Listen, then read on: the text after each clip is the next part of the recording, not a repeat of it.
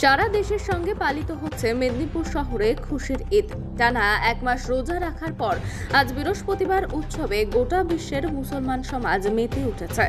ঈদ শব্দের সামাজিক অর্থ উৎসব আর আবিধানিক অর্থ পুনরাগমন বা বারবার ফিরে আসা।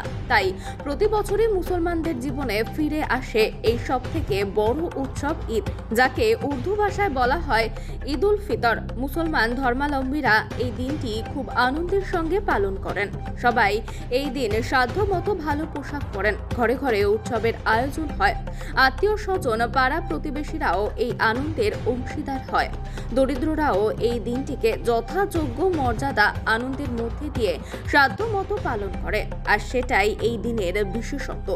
মুসলমানরা এই দিন ঈদগায় ঈদের 2 রাকাত নামাজ আদায় করেন।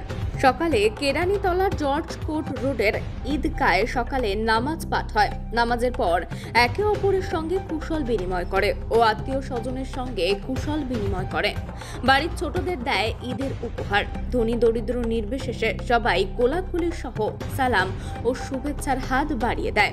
এক শিশু কন্যা নাহিদা খাতুন বিগ নিউজের কাছে জানায়, সে বড়দের সঙ্গে নামাজ পাঠ করে এবং সবাইকে সালাম জানায়। সারাদিন খুশিতে মেতে উঠবে এমনই জানায় সংবাদ মাধ্যমের কাছে। আজকে আমাদের সব থেকে বড় উৎসব ঈদ, যাকে উর্দুতে বলে ঈদ উল ফিতর। আজকে সকালে উঠে স্নান টান করে নামাজ পড়েছি, বাড়ির গুরুজনদের সালাম করেছি, তারপর আমার একটা ছোট ভাই আছে তাকে ঈদই দিয়েছি। আজকে আমি আত্মীয় স্বজনদের বাড়িতে যাবো, সালাম দিব, মামা বাড়ি যাবো, সালাম করব।